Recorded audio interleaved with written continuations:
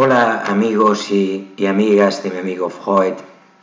Vamos a dedicar este vídeo, ya hemos iniciado una serie de vídeos que continuamos con este vídeo que comenzamos a grabar en estos momentos.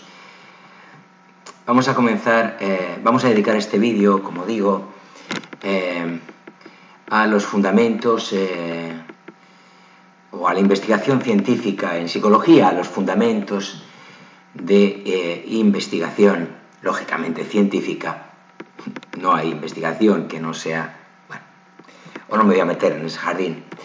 Nosotros vamos a hablar de los fundamentos de investigación científica en psicología.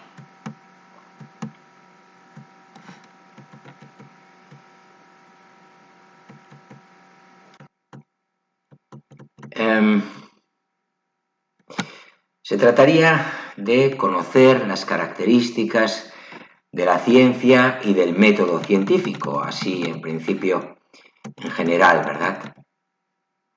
Conocer los conceptos básicos del proceso investigador, teorías, hipótesis, leyes y variables. Conocer las distintas etapas del proceso de investigación, ahora sí, ya en psicología. Y conocer la finalidad del análisis de datos y la inferencia estadística en la investigación.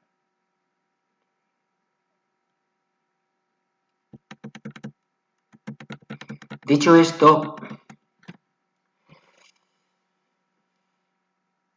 hagamos un esquema suficiente de la investigación científica, en qué consiste la investigación científica en psicología. En primer lugar, como se hace en general en la ciencia, en el método científico, porque la ciencia es aquella actividad de conocimiento que aplica el método científico,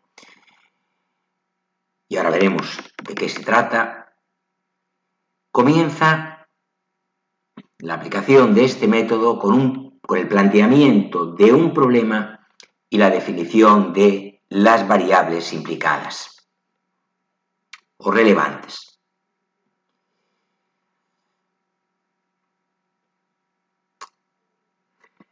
Dentro de esta primera cuestión tendremos que ocuparnos de la medición de variables y de las escalas de medida, así como de la clasificación de las variables. Posteriormente, formularemos la hipótesis. Veremos que hay diferentes tipos de hipótesis. El siguiente paso sería diseñar el procedimiento para la recogida de datos a través de una muestra y especificando los aparatos y o materiales. La muestra se obtiene a través de la técnica de muestreo. Ya hablaremos más adelante de ello.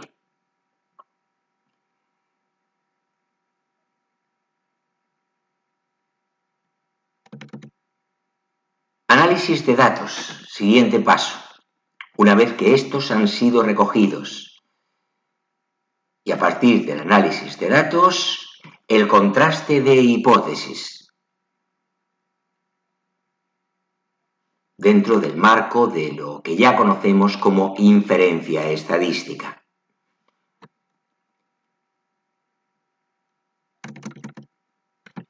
Pasamos a la interpretación de los resultados y finalmente a la comunicación de los mismos.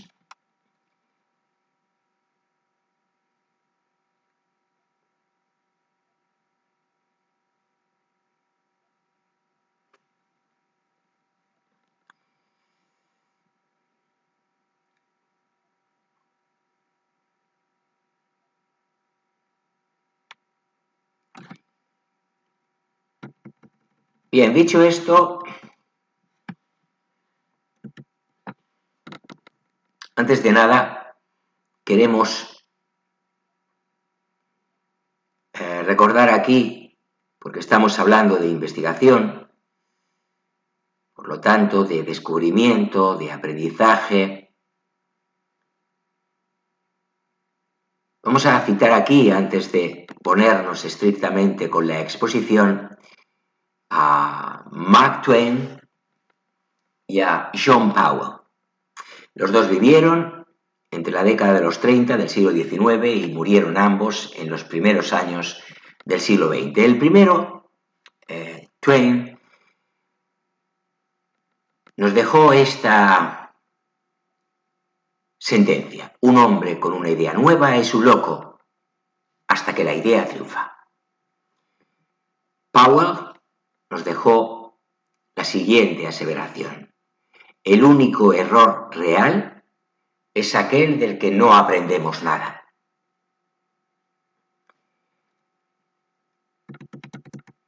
Y ahora sí, pasemos a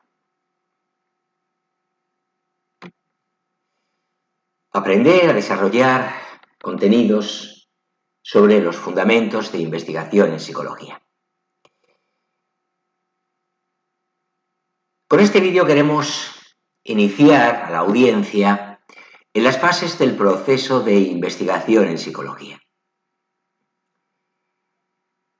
con el fin de proporcionar las bases generales que faciliten la comprensión de las distintas estrategias de investigación que se tratarán en los vídeos que vendrán más tarde.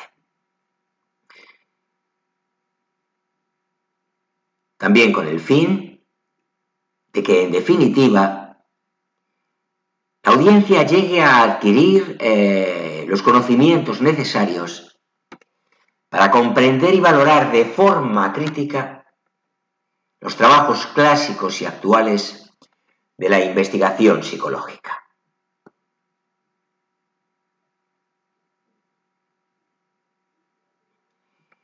En ciencia siempre hay más preguntas que respuestas y nunca las respuestas son definitivas.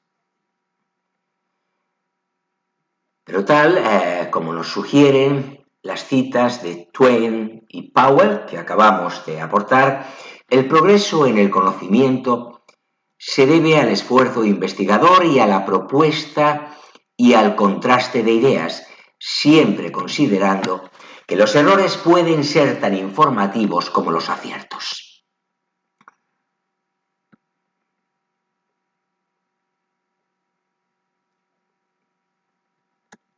La psicología es una ciencia y su finalidad es analizar y explicar la conducta de individuos, grupos y organizaciones con el fin de poder prevenir, promover y mejorar la calidad de vida y la salud, considerada de modo integral. Como cualquier ciencia, avanza en su conocimiento mediante la aplicación del método científico y la elaboración de teorías. Espero, por cierto, que a estas alturas ya nadie dude de la naturaleza científica del saber psicológico. El proceso de investigación se trata o consiste en una secuencia de pasos ordenados y adoptados por la comunidad científica, que deben tener coherencia entre sí y que a efectos didácticos podemos caracterizar en teórico-conceptual, técnico-metodológico y estadístico-analítico.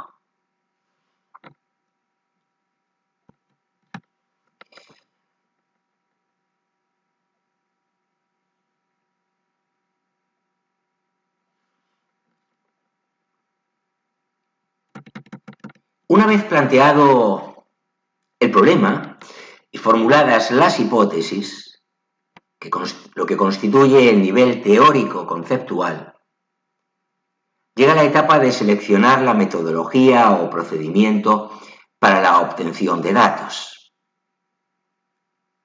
lo que constituye el nivel técnico-metodológico, objetivo fundamental del contenido de esta serie de vídeos.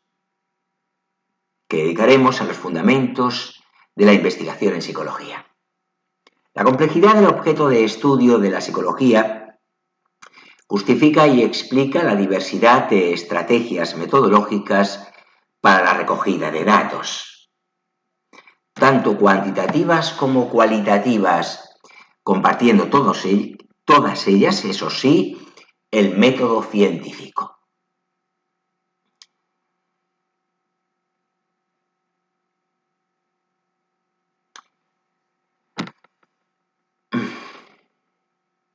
Respecto al último nivel del proceso de investigación, el estadístico analítico, cabe señalar que el objeto de estudio de la psicología y en general de las ciencias sociales, aunque la psicología sabéis que ya es una ciencia de la salud, aunque sigue en cierta medida relacionada con ese ámbito de conocimiento que llamamos ciencias sociales, decíamos que cabe señalar que el objeto de estudio de la psicología plantea unos problemas especiales por la dificultad de definir y operativizar sus constructos teóricos, la inteligencia, la ansiedad y la inestabilidad de los datos. Los datos que nos proporciona un individuo en un determinado momento pueden estar afectados por las características concretas del individuo e incluso por circunstancias transitorias, malestar, euforia, problemas personales que pueden no repetirse en otro momento de medida.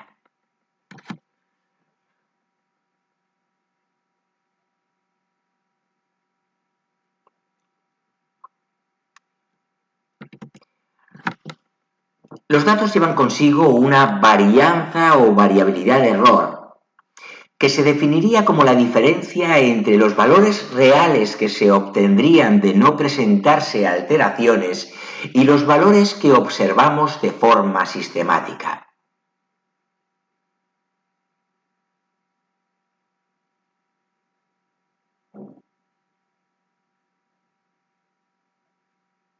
Son fenómenos con un componente aleatorio que podremos estudiar aplicando análisis estadísticos, que nos informarán de las regularidades observadas en los datos.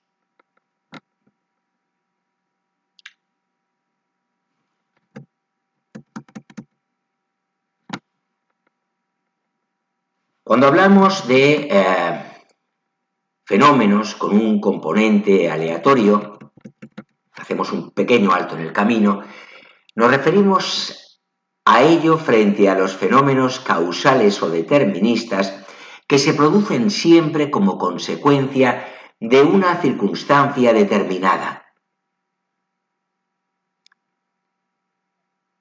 En estos el resultado siempre es el mismo, por lo que se puede anticipar el efecto.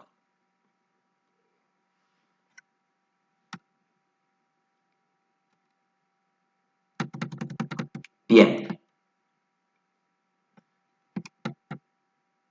Con la estadística continuamos.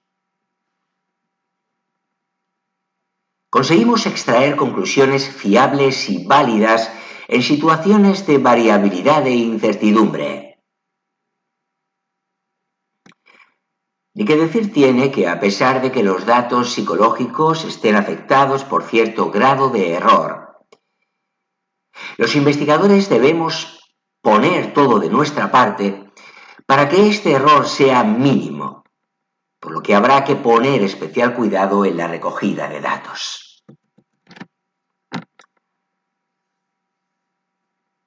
Las condiciones de dicha recogida vienen definidas por el diseño o estrategia metodológica que debe realizarse con las mayores garantías de control y validez.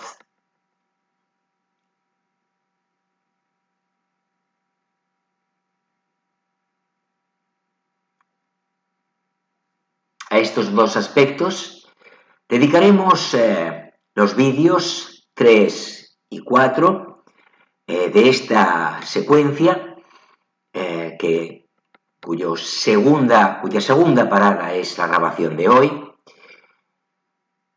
por lo que, como nos dedicaremos a ello, a estos dos aspectos, decimos en el siguiente y el siguiente, en los dos próximos vídeos solo insistiremos aquí en algunas cuestiones relativas al análisis de datos. En primer lugar, la correcta aplicación de las técnicas estadísticas nos servirá para contrastar las hipótesis. En segundo lugar, será fundamental elegir la técnica de análisis más adecuada en función del diseño de investigación, de su estructura y del nivel de medida de los datos.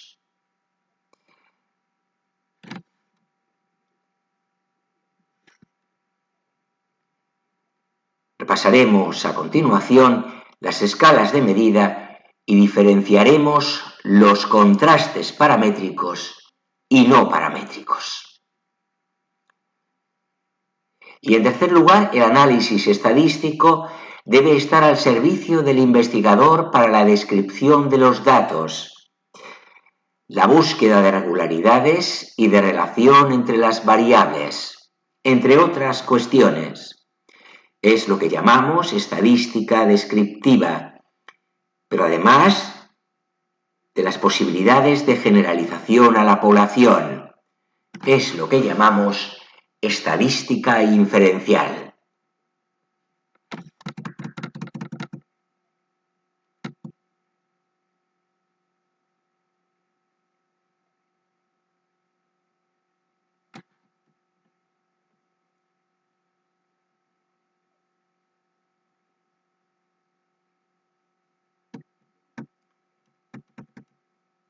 Para terminar con estas palabras introductorias, destacaremos la importancia de la interpretación de los resultados, relacionando la teoría con los datos empíricos e integrándolos con los resultados de otros trabajos en la discusión y conclusiones.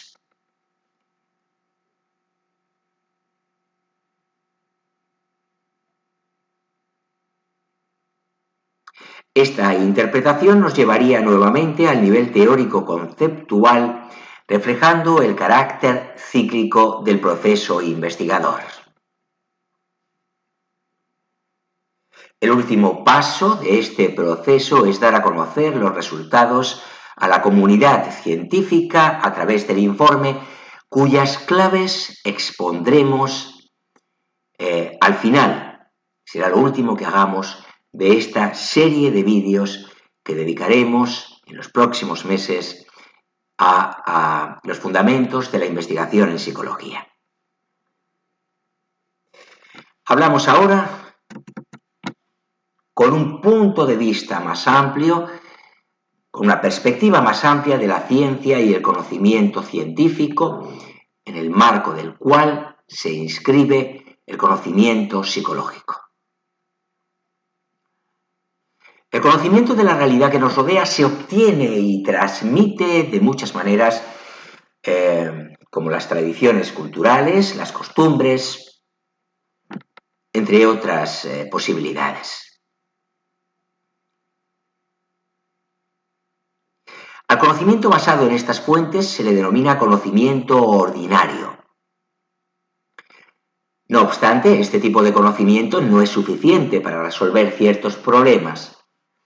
Y es que algunos problemas exigen un proceso más objetivo y sistemático. Y utilizamos para ello la investigación científica.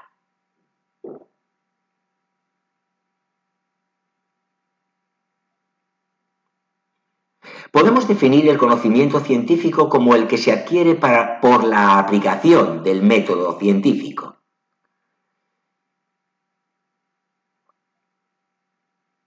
El conocimiento científico es un saber crítico, fundamentado, queremos decir, racional, metódico, verificable, provisional, sistemático, objetivo, ordenado, comunicable por medio del lenguaje científico y que explica y predice hechos por medio de leyes.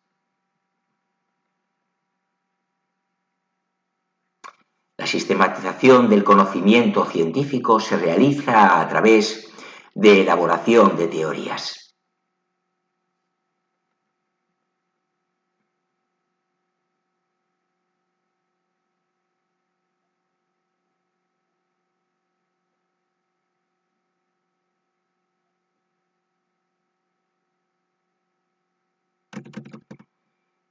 Bueno, pues hablemos ahora de la elaboración de teorías. Estamos ya en el tramo final de este vídeo.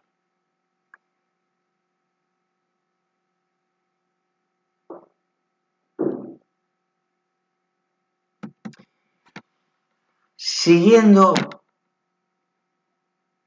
a Delclos, el objetivo de la ciencia es conocer mejor los fenómenos que tienen lugar en la naturaleza para explicarlos, predecirlos y controlarlos, en última instancia. Para ello, el investigador tiene que observar, recoger y ordenar los datos que tales acontecimientos proporcionan.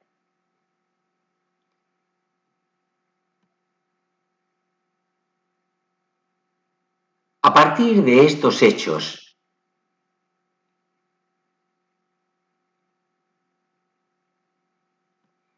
y de otras fuentes, y con el propósito de resumir el conocimiento acerca del mundo, se elaboran teorías.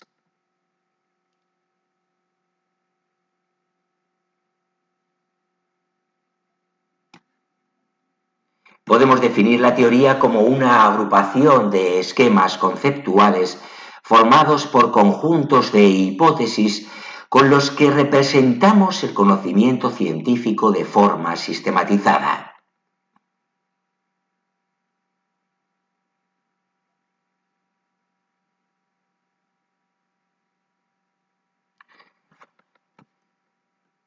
En función de que las teorías sean adecuadas o no para explicar los fenómenos de la naturaleza, se mantendrán vigentes o habrá que desecharlas o transformarlas, originando nuevas formas de explicación de los acontecimientos, es decir, nuevas teorías.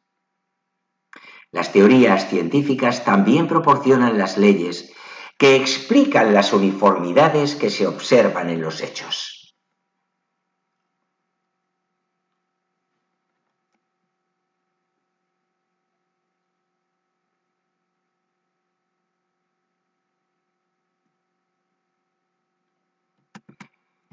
Nótese que en este marco de la elaboración de teorías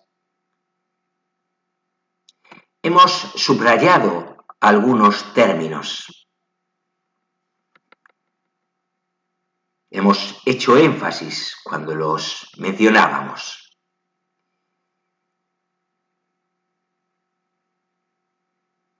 Es importante que el espectador conozca y diferencie los términos teoría, hipótesis y ley. En un cuadro que próximamente subiremos compartiremos con la audiencia en el canal, resumiremos esos y otros conceptos relacionados con las teorías.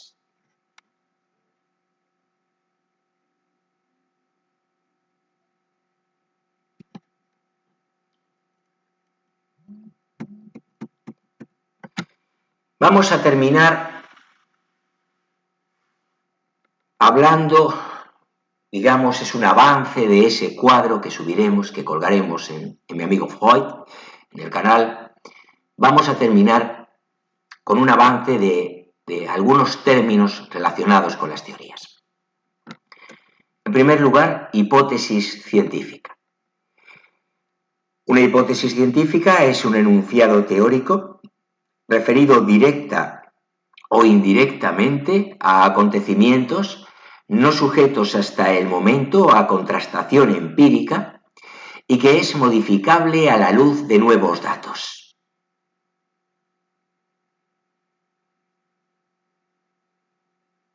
Las hipótesis son, por consiguiente, proposiciones tentativas acerca de la naturaleza que suelen formar parte de sistemas teóricos más amplios, es decir, de teorías.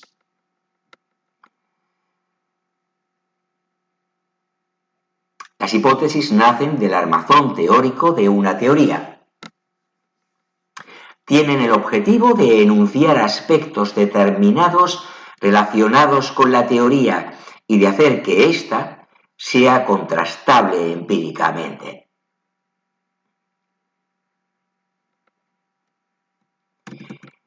Ley científica. Una ley científica es una hipótesis de amplio alcance explicativo que ha sido confirmada y que refleja las regularidades de la naturaleza. Las leyes sintetizan nuestro conocimiento de los fenómenos que son objeto de investigación y se funden en el esquema teórico de las teorías, las cuales las engloban y tratan, a través de ellas, de entender y predecir dichos fenómenos.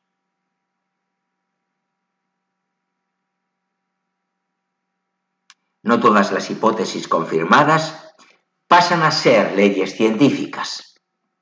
Recordad esto. Para que esto ocurra, deben cumplirse tres características. En primer lugar, que expresen regularidades de comportamiento bajo determinadas condiciones.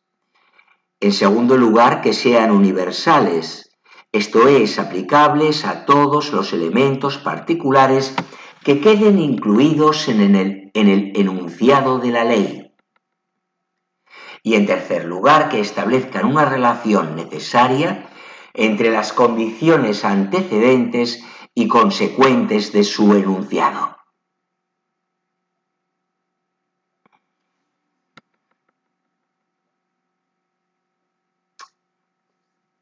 Estas son las tres características que deben cumplir las hipótesis confirmadas para ser consideradas leyes científicas.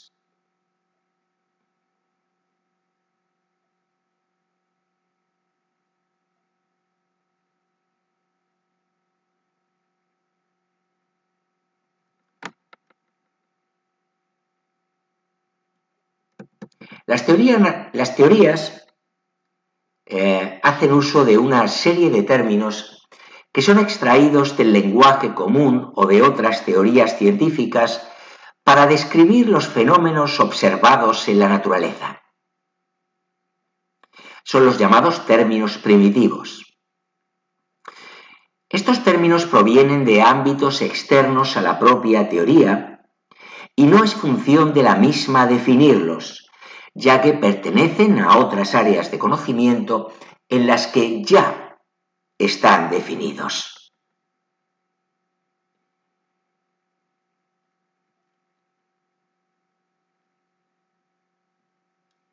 Así, por ejemplo, cuando en psicología hablamos de intensidad emocional, estamos utilizando el término intensidad importado de la física.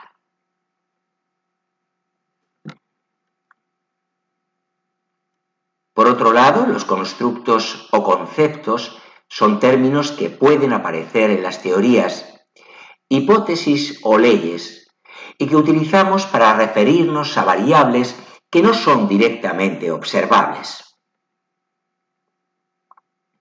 Adquirir o generar un constructo consiste en extraer de todos los posibles ejemplos de la naturaleza las características que tienen en común, lo que redunda en la mejor organización de nuestro conocimiento.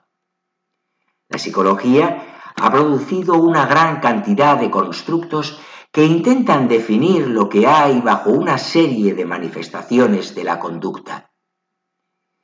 Así, por ejemplo, el término de función ejecutiva se refiere a un constructo complejo que implica todo un conjunto de procesos. Memoria, control inhibitorio, que subyacen a respuestas controladas y dirigidas a conseguir metas en situaciones tanto nuevas como difíciles. Este proceso de planificación y control está asociado con las funciones de la corteza prefrontal y fue originalmente propuesto por Luria.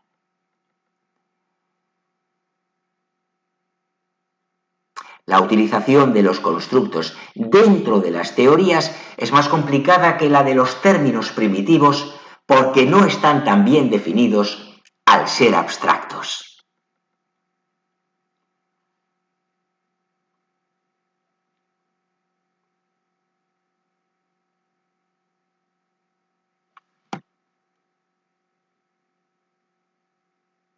Otro término muy utilizado en las teorías psicológicas es el de modelo.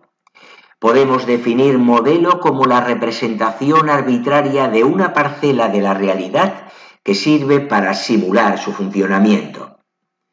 Por ejemplo, si queremos investigar algo sobre el funcionamiento cerebral, podemos hablar en términos informáticos. Si la mente fuese como un ordenador, podríamos establecer la distinción entre las operaciones que hace la máquina, el software, y el soporte físico de tales operaciones, el hardware. Este modelo o metáfora ha servido a la psicología para adentrarse en la investigación de los procesos internos. Conviene hacer hincapié en el hecho de que la representación que constituye el modelo es metafórica. Cuando establecemos un modelo estamos diciendo que las cosas son como si fueran el modelo, la mente como si fuera un ordenador. Pero la mente no es un ordenador.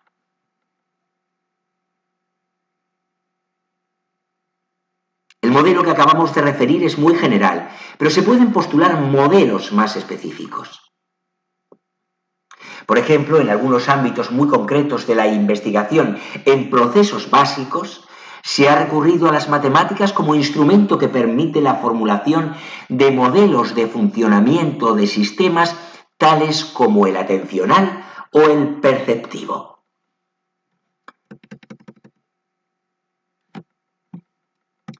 Aquí me parece que vamos a dejar este vídeo para conseguir que tenga efectivamente unidad de sentido, unidad de contenido. No arrancamos